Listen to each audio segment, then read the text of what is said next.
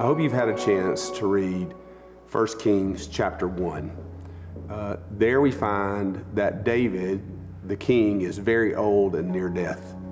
So feeble, in fact, that he can't get out of bed. He's cold all the time. He is very much a lame duck king at this point, not able to rule at all. And so we see the sons start to clamor for the throne.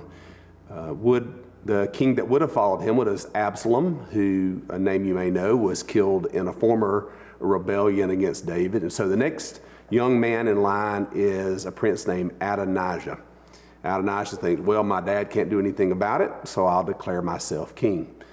So he hires charioteers and trumpeters to walk before him, and he even throws himself a big coronation party.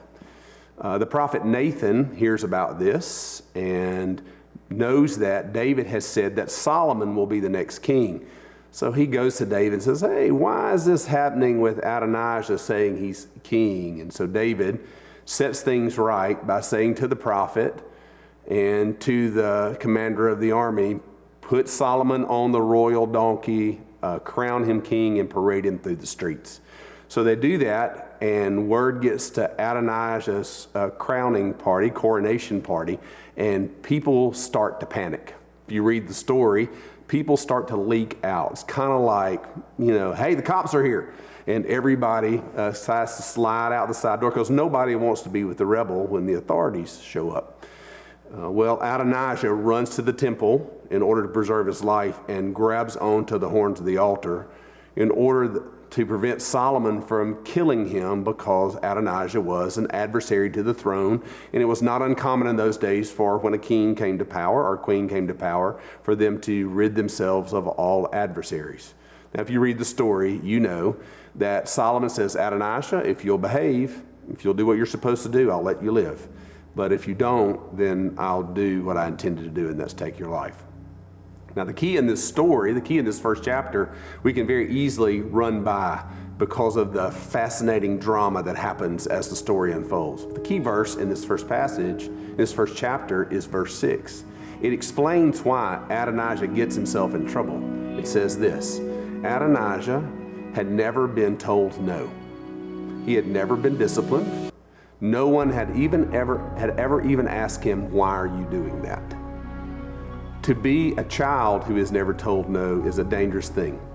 To be an adult who has never been asked, why are you doing that, is an even more dangerous thing because of the impact of your life.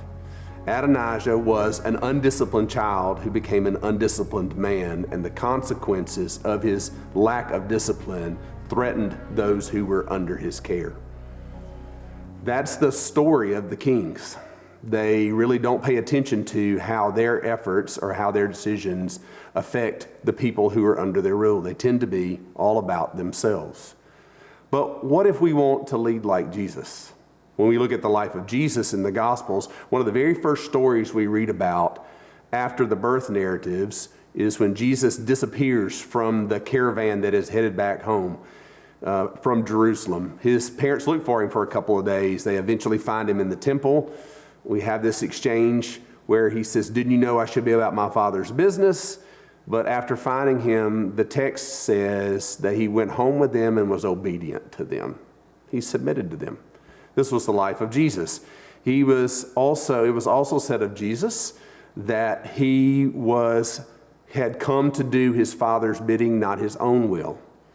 We have no greater example of this than in the Garden of Gethsemane, where Jesus clearly did not want to go to the cross. Father, if there's any way, let me know. If there's any other way other than this way, yet not my will, but yours be done. Jesus was obedient. Jesus was disciplined and somewhat self-disciplined. Another thing that we see throughout the scriptures is Jesus self-limiting himself in knowledge. He says a few times, I don't know the days and the times. Only the Father knows. Well, Jesus is God himself.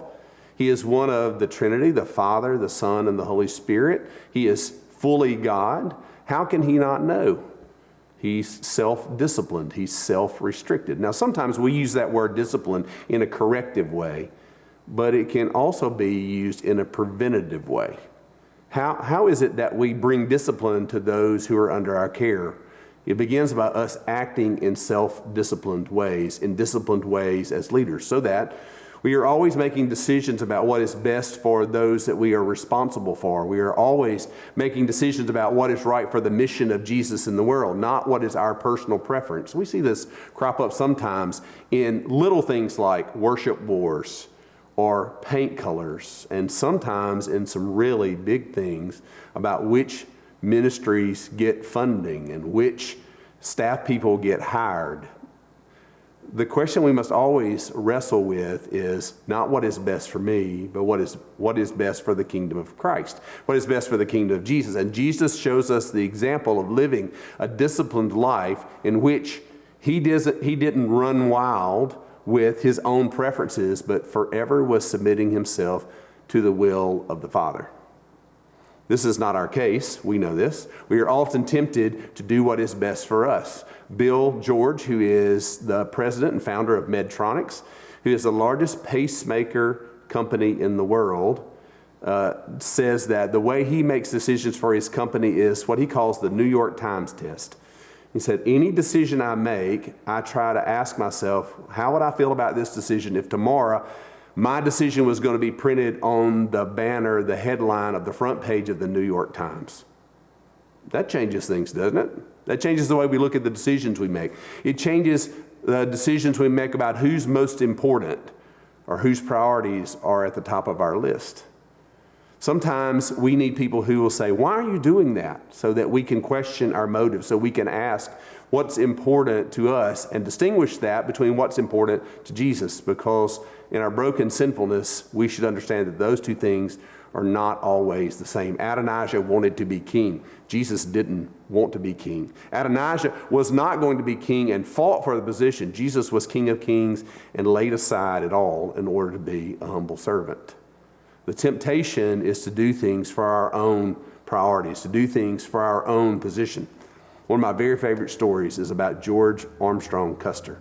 In the early 1800s, he was a young lieutenant who was leading a scouting trip on the plains of Kansas.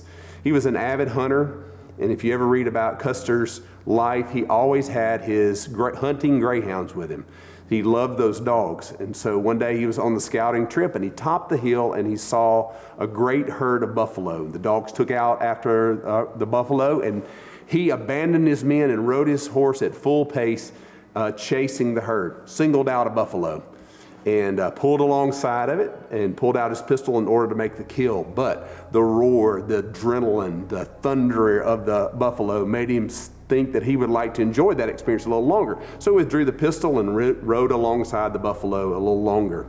Deciding that it was time for the kill, he pulls up beside the buffalo again, pulls out the pistol and puts it against the buffalo, who seemed to have sensed that his time was near, and so the buffalo turned and hooked the horse.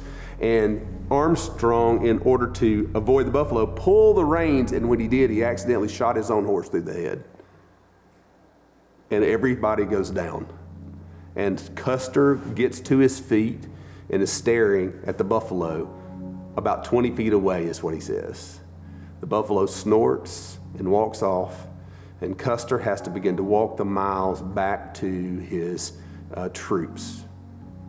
Less than a decade later, George Armstrong Custer found himself on those same plains, and instead of withdrawing, he pursued, and it didn't just cost him his life, it cost him the life of every man that was with him, because nobody asked, why are you doing that? As leaders who lead like Jesus, we have to continually be submitting ourselves to the Father's will. Sometimes that's not so clear.